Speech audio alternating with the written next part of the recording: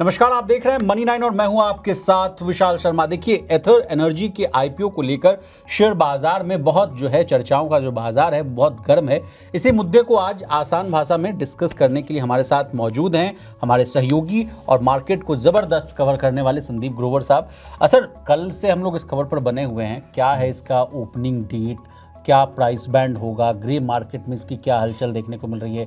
इसके अलावा खबरें ये भी आ रही थी कि आईपीओ का जो साइज है सर 3100 या 3000 करोड़ के आसपास का था, उसको घटाकर कंपनी ने 26 करोड़ के आसपास लाई। इसके पीछे की कहानी क्या है, तो तमाम विषयों को पॉइंट वाइज आसान भाषा में विस्तार से आप समझाइए सर। बिल्कुल, 28 तारीख यानी कि सोमवार से ये आईपीओ खुलने जा रहा है। 28, 29, 30 3 दिन आपको मौका मिलेगा पैसा लगाने का, और एंकर निवेशक जो है वो कल से इसमें बिडिंग कर पाएंगे। 304 से 321 रुपए आप भी बाखूबी बता चुके हैं, इसका प्राइस बैंड तय किया गया है।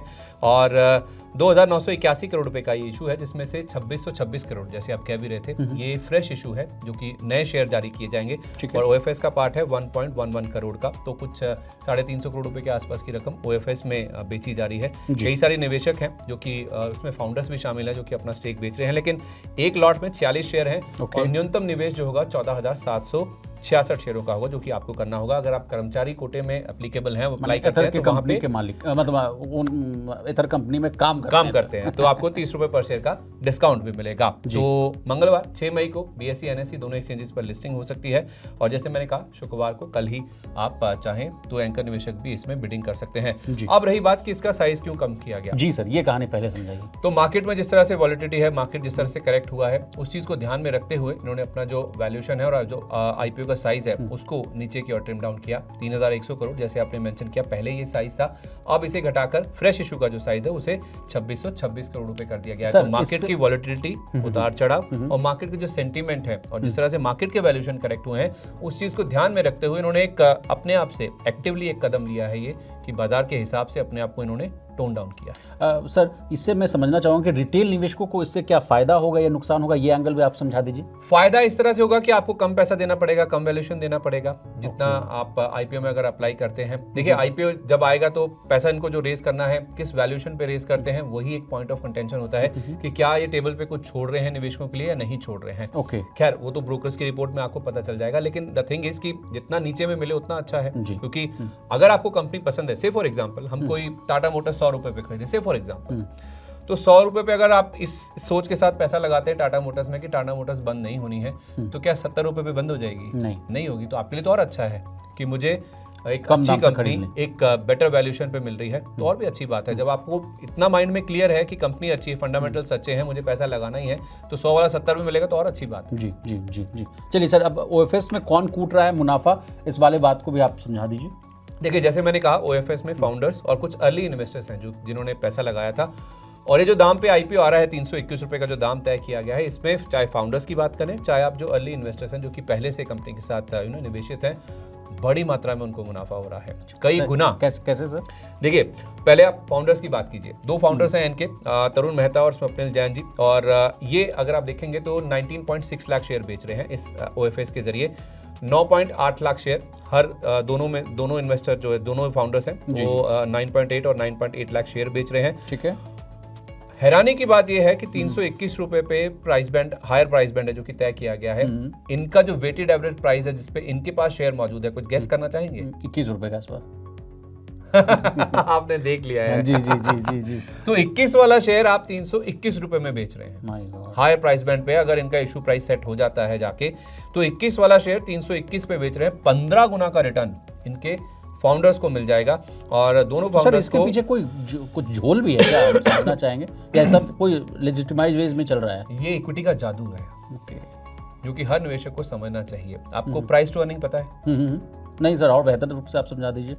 मान लीजिए 20 का प्राइस टू अर्निंग है, एक कंपनी 1 रुपए कमाती है, 1 रुपए कमाने के ऊपर आप 20 का अगर मल्टीपल दे रहे हैं, that means for every 1 rupee it earns you are ready to pay 20 rupees. मतलब 1 रुपए कंपनी मुनाफा कमाती है, पर शेयर मुनाफा, जिसे ईपीएस कहते हैं, उसके लिए आप 20 का मल्टीपल देने को तैयार है, यानी कि 20 रुपए का प्राइस। यही ब्यूटी है इक्विटी की। अगर आप देखेंगे कि आप 1 रुपए का मुनाफा कमाते हैं, उसके लिए आपको 20 टाइम्स बाजार देने को तैयार है, 30 टाइम्स देने को तैयार है, 40 टाइम्स देने को तैयार है। यही वो प्री आईपीओ और आईपीओ के बाद यही फर्क होता है। प्री आईपीओ अगर आप देखेंगे अलग अलग फेजेस पे, इसलिए मैंने कहा वेटेड एवरेज इनका जो प्राइस है वो 21 रुपए 9 पैसे का है, 15 गुना का रिटर्न मिल रहा है, 31 करोड़ दोनों को मिल जाएंगे, दोनों जो फाउंडर्स हैं उनको। और उसके बाद भी आप देखिए दोनों फाउंडर्स के पास करीब 0.75% के आसपास स्टेक है, 2 करोड़ शेयर अभी भी वो होल्ड करेंगे इस स्टेक सेल के बाद भी, जो कि 9.8 लाख की है। और दोनों के स्टेक की वैल्यू आप देखिए 660 करोड़ रुपए के आसपास की बचेगी। तो अभी वो 31 करोड़ बना लेंगे, उसके बाद भी 660 करोड़ की जो वैल्यू का जो वर्थ है, जो स्टेक है उनके पास, वो आईपीओ के बाद भी वो होल्ड करेंगे। तो ये तो बात हो गई फाउंडर्स की। जी जी जी। अब सर और आगे चर्चा करते हैं कि ओएफएस के जरिए कहा जा रहा है 193 करोड़ में जीआईसी को बेचेगी 60 लाख शेयर, ये वाला मामला क्या है? इसके अलावा सर इसमें एक और एंगल भी है, हीरो मोटोकॉर्प वाला भी एंगल है कि एथर में। मैं हीरो मोटोकॉर्प पर डिस्कस करता हूँ, लेकिन हमने फाउंडर्स की बात कर ली जी। अब आ जाते हैं इनके जो अर्ली इन्वेस्टर, यहाँ के जो जिन्होंने पहले से आईपीओ के पहले से निवेश किया हुआ। इसमें जीआईसी की बात जो आपने करी, जीआईसी सिंगापुर की सॉवरेन वेल्थ फंड है जीआईसी, और उसकी एक आर्म है कैलेडियम इन्वेस्टमेंट। उसने इस कंपनी में निवेश कर रखा था, वो 193 करोड़ में अपने 60 लाख शेयर बेच रही है। इनको 57% का रिटर्न हो रहा है। क्यों हो रहा है? क्योंकि इनको 204 रुपए 24 पैसे पर शेयर जारी हुए थे। 321 के प्राइस से पूरा कैलकुलेशन है कि इनको 57% का रिटर्न हो जाएगा। इसी तरह से NIIF, इनको ये अपने 85 करोड़ के शेयर बेच रहे हैं, 26.3 लाख शेयर हैं। इनका जो एक्विजिशन प्राइस या फिर जिस भाव पे इनको शेयर जारी हुए थे 183 रुपए 71 पैसे था। तो इनका रिटर्न अगर आप देखेंगे तो आपको 75% नजर आएगा। दोनों को, इन दोनों निवेशकों को 2022 में शेयर जारी किए गए थे। और जीआईसी के पास आप देखेंगे इस आईपीओ में जो ये ओएफएस के जरिए स्टेक बेच रहे हैं, तब भी उनके पास 15.5% के आसपास हिस्सा बचेगा और 0.7% स्टेक NIIF के पास बचेगा।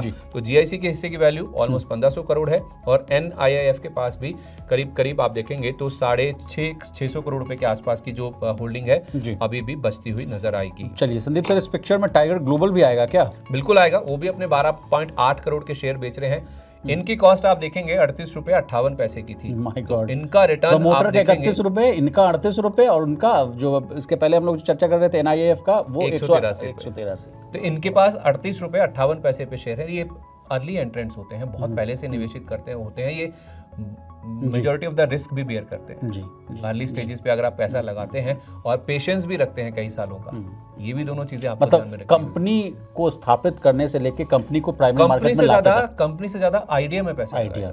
एक आइडिया आपको लगा कि इलेक्ट्रिक स्कूटर बिकेगा, आज जितना बिक रहा है उससे 2, 4, 5 साल 10 साल के बाद ज्यादा बिकेगा। उस आइडिया के साथ आप सहमत होते हैं, एक पैसा लगाते हैं। एक एंटरप्रेन्योर जो होता है या फिर जो स्टार्टअप शुरू करता है, उसके पास क्या होता है? आइडिया तो होता है। वो आइडिया बिकता है, आपके पास निवेशक आते हैं, आप एक कंपनी खड़ी करते हैं, उसमें फिर आगे और इन्वेस्टर्स आते हैं, फिर धीरे धीरे ये पूरी चेन बनती है। जो आप देख रहे हैं ना कि किसी को 38 रुपए 58 पैसे पे मिले, किसी को 183 रुपए 71 पैसे पे मिले हैं। तो जिसने पहले निवेश किया उसको कम दाम पे मिले, जिसने बाद में निवेश किया जब थोड़ा सा आइडिया और डेवलप हो गया तो आपको ऊपर के दाम पर मिलेंगे। तो टाइगर ग्लोबल ने पहले एंट्री करी, इनको 8.3 गुना के रिटर्न मिल रहे हैं।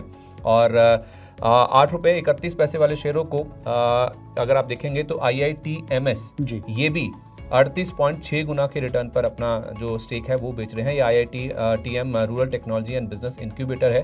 तो इनके पास आप देखेंगे तो 6.56% हिस्सा बचेगा, करीब 2 करोड़ शेयरों के आसपास की होल्डिंग है। इतनी ही होल्डिंग इनके जो दोनों फाउंडर्स हैं उनके पास भी है। तो ये भी 655 करोड़ रुपए के आसपास की हिस्सेदारी या वैल्यू जो स्टेक बचेगा इनके पास भी है। और उसके साथ साथ हैरानी वाली बात है IIT मद्रास इनके पास भी स्टेक है, जीरो कॉस्ट पे इनको शेयर मिले थे और ये केवल 31,050 शेयर बेच रहे हैं जिसकी वैल्यू 1 करोड़ है। उसके बाद भी इनके पास आधा % हिस्सा बचेगा जिसकी वैल्यू आप मान सकते हैं कि 50 करोड़ रुपए के आसपास है। ये IITM इंक्यूबेशन सेल के नाम से है। तो ये बात होगी उन इन्वेस्टर्स की जिन्होंने अलग अलग स्टेजेस पे अलग अलग जरिए से जिनको शेयर मिले और कितना इनका रिटर्न बन रहा है आप अंदाजा लगाइए। अगर ये IPO सक्सेसफुल हो जाता है तो आप IPO में पैसा लगाएंगे, आपको पैसा लगाना चाहिए नहीं लगाना चाहिए, पैसा बनेगा नहीं बनेगा वो छोड़ दीजिए, इनका तो पैसा पूरा भर जाए तभी बन जाएगा। Exactly sir. अब लाते हैं इस पिक्चर में हीरो मोटोकॉर्प को। सर कहा जा रहा है कि 40% के आसपास इनकी हिस्सेदारी है एथर में, क्या इस बात में सच्चाई है सर? बिल्कुल है। और इनका जो स्टेक है वो 38.19% है और इनको भी अच्छा खासा रिटर्न मिल रहा है। हालांकि अपना शेयर नहीं बेच रहे हैं, एक भी शेयर नहीं बेच रहे हैं। ये कह रहे हैं कि हम निवेशित हैं, निवेशित रहेंगे, हमें कंपनी में भरोसा था, अब भी है। और आपको बता दें कि IPO से पहले अगर आप इनके स्टेक की वैल्यू देखेंगे जो 38.16% है वो 1680 करोड़ था, क्योंकि इनकी जो एक्विजिशन कॉस्ट है वो काफ़ी नीचे की है और 321 पे अगर आप कंसिडर करेंगे तो इनकी वैल्यू बन जाएगी 3700 करोड़ के आसपास की। 120%, मतलब कि 2.2 टाइम्स इनके जो शेयरों की वैल्यू है वो हो जाएगी। लेकिन ये अपनी हिस्सेदारी नहीं बेच रहे हैं, पर फिर भी क्योंकि जो फ्रेश शेयर जारी हो रहे हैं तो 38.19% हिस्सेदारी जो है वो घटकर करीब 37% के आसपास की आ जाएगी जी। तो इनका स्टेक बरकरार है, इनका भरोसा बरकरार है, कन्विक्शन मेंटेन्ड है। लेकिन ये कह रहे हैं कि हम एक भी शेयर नहीं बेचेंगे, फिर भी 2.2 गुना के रिटर्न इनके बन रहे हैं। लेकिन सबसे चिंताजनक बात जो है सर, एथर एनर्जी के अगर फाइनेंशियल्स को अगर हम लोग डिकोड करें सर, तो वो लगातार घाटे में दिख रही है कंपनी। रेवेन्यू कितना है, घाटा कितना है फाइनेंशियल ईयर वाइज ना, आप इन आंकड़ों को बहुत ही आसान भाषा में समझाइए सर। बिल्कुल, अगर आप पिछले 3 या 4 साल के नंबर्स देखेंगे ना, तो नंबर्स में ऑलमोस्ट आपको 4 गुना की बढ़त इनके रेवेन्यूज में नजर आएगी। 413 करोड़ का रेवेन्यू था FY22 यानी कि वित्त वर्ष 2022 में, 23 में बढ़कर 1800 करोड़ हुआ, उतना ही आपको FY24 में भी नजर आएगा जी। तो कंपनी ने अपने जो रेवेन्यूज है उसको 4 गुना के आसपास है, उससे ज्यादा बढ़ा लिया है। लेकिन उसी रफ्तार पर ऑलमोस्ट घाटा भी बढ़ा है और लगातार घाटे में है। जब इन्होंने 413 करोड़ का रेवेन्यू किया था तो 344 करोड़ का घाटा था, वो बढ़कर 864 करोड़ हो गया FY23 में। FY24 का नंबर 1000 करोड़ के पार निकल गया। अब नंबर्स थोड़े ठीक ठाक आपको नजर आएंगे जो पहले 9 महीने के FY25 के, क्योंकि चौथी तिमाही के नंबर्स हमारे पास नहीं है। तो 1600 करोड़ का रेवेन्यू था FY25 के पहले 9 महीने यानी कि दिसंबर 2024 तक, उसमें करीब 600 करोड़ रुपए के आसपास का घाटा हुआ है। घाटा कम हुआ है, थोड़ा सा कम हुआ है, लेकिन फिर भी ये कंपनी अभी भी घाटे में। तो जैसे मैंने कहा, कंपनी या मुनाफा नहीं बिकता है, आइडिया बिकता है सर। जी जी जी।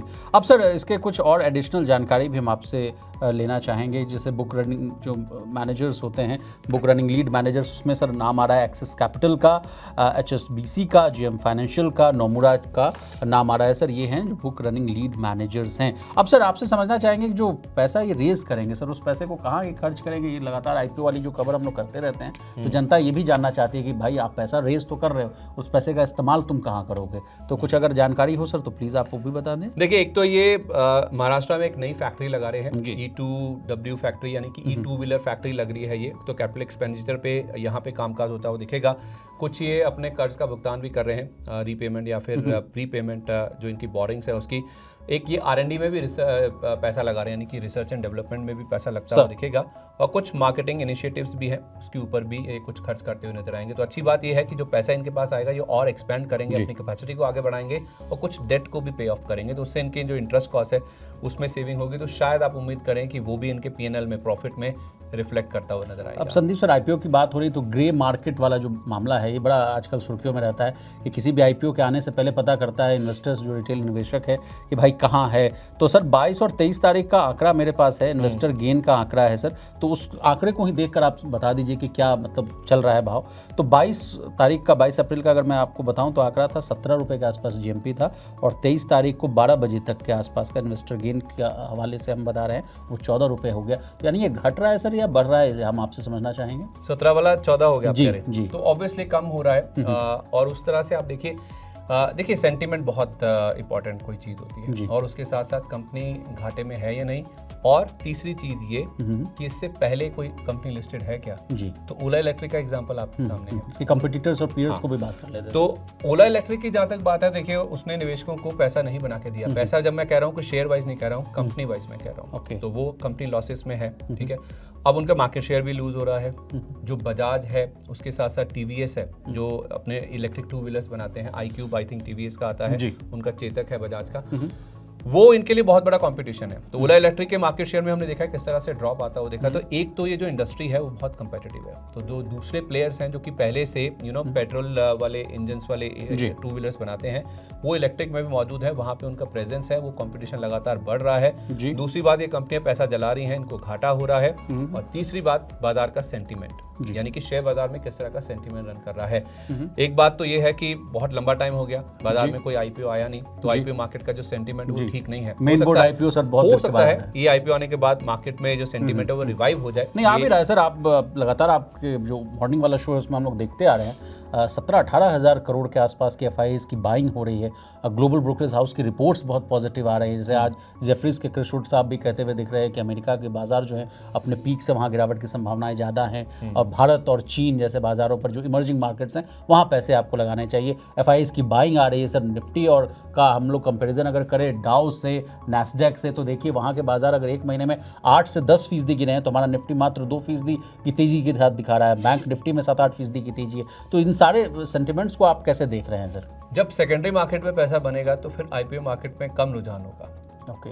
कभी कोई ये भी कहता है कि अगर सेकेंडरी मार्केट अच्छा है तो आईपीओ मार्केट के लिए अच्छी बात है। तो डिपेंड करता है, जैसे मैंने कहा काफी टाइम हो गया आईपीओ मार्केट में कोई भी कंपनी आए हुए, तो आईपीओ मार्केट के जो सेंटीमेंट्स है हो सकता है कि यही कंपनी रिवाइव कर दे। अब देखना होगा कि इससे आईपीओ मार्केट के ऊपर किस तरह का असर होता है। लेकिन दिक्कत की बात है, जैसे हमने नंबर्स में डिस्कस किया अभी, ये कंपनी लगातार लॉस मेकिंग है, जब से शुरू हुई है तब से घाटा ही कर रही है। तो वो भी एक चीज है, क्योंकि क्या हुआ है, जितने भी आप देखें अभी तक स्टार्टअप्स लिस्ट हुए हैं, starting from Paytm ji sir, जो लॉस मेकिंग थे जी, उन्होंने किसी ने भी पैसा नहीं बना के दिया निवेशकों को। तो वो जो चीज़ है वो भी बाजार के कहीं ना कहीं दिमाग में होगी। अच्छी बात इसमें ये है कि हीरो मोटोकॉर्प की बैकिंग है और हीरो मोटोकॉर्प एक भी शेयर नहीं बेच रहा है इसमें, वो अपना कन्विक्शन मेंटेन करे। तो एक मिक्स ऑफ थिंग्स है, बहुत सारी चीज़ों का गोलमाल है जी। संदीप सर, आप चूंकि मार्केट को बहुत अच्छी तरीके से समझते हैं, देखते हैं, ट्रैक करते हैं, तो सर इसी के साथ एक और मेरा सवाल है एथर से अलग, LG इलेक्ट्रॉनिक्स का IPO सर, वो भी कह रहा है कि मार्केट सेंटिमेंट्स ठीक नहीं है, तो वो भी अभी टालता हुआ दिख रहा है। तो क्या उसको इस कहानी से जोड़कर देखा जाए कि ये भी IPO ला रहे थे, इन्होंने भी अपना साइज कम किया, LG भी लाने वाले थे, वो टालते हुए नजर आ रहे हैं? इसी चीज से साइज कम किया है, इसी से आप जोड़ सकते हैं, क्योंकि जैसे इन्होंने भी बोला कि मार्केट का सेंटीमेंट ठीक नहीं है, वॉलिटिलिटी काफी ज्यादा, उतार चढ़ाव काफी ज्यादा है। अब होता क्या है कि मान लीजिए जिस दिन आपका IPO खुला या फिर आपकी जिस दिन लिस्टिंग हुई, आपको अच्छा सब्सक्रिप्शन भी मिल गया मान लीजिए, अब उस दिन आपका डाउ 1000 पॉइंट नीचे होगा, तो कहाँ से अच्छी लिस्टिंग हो पाएगी? तो उतार चढ़ाव जो है, मार्केट के जो मूड स्विंग्स है ना, उस चीज को, मार्केट स्टेबल होना चाहिए। सेकेंडरी मार्केट स्टेबल होगा तो आपकी अगर कंपनी अच्छी है या आपके प्रोस्पेक्ट्स अच्छे हैं तो आपको अच्छी लिस्टिंग मिल जाएगी। लेकिन अगर ऐसा नहीं हुआ, सेकेंडरी मार्केट के सेंटीमेंट खराब हुए, तो फिर आप क्या करेंगे? तो बाजार का जो सेंटीमेंट है बहुत इंपॉर्टेंट चीज है। उतार चढ़ाव, जो चॉपीनेस है मार्केट में, उस चीज को ध्यान में रखते हुए ही LG ने भी डिसीजन लिया है और इसीलिए इन्होंने भी अपना जो साइज है उसको ट्रिम डाउन किया है। तो सेकेंडरी मार्केट को आप इग्नोर नहीं कर सकते। जी जी जी। तो अब एडिशनल जानकारी अगर आप दे दें कि अगर आपको एथर एनर्जी के IPO से रिलेटेड इतनी जानकारी के बाद अगर आप सोच रहे हैं कि आपको इस IPO में पैसा लगाना चाहिए, तो प्लीज़ और प्लीज़ अपने फाइनेंशियल एडवाइज़र की सलाह लेना एकदम मत भूलिएगा। कोई भी सलाह लीजिए, तभी उसके बाद आप शेयर बाजार में पैसा लगाइए। तो आपका बहुत शुक्रिया संदीप सर, आपने अपना कीमती समय निकाला और पूरे एथर एनर्जी के IPO को बहुत ही आसान भाषा में डिकोड करने की कोशिश की। तो इसी तरह देश, दुनिया और बिजनेस जगत से जुड़ी तमाम ताज़ा तरीन खबरों के लिए बने रहिए हमारे साथ और देखते रहिए मन में।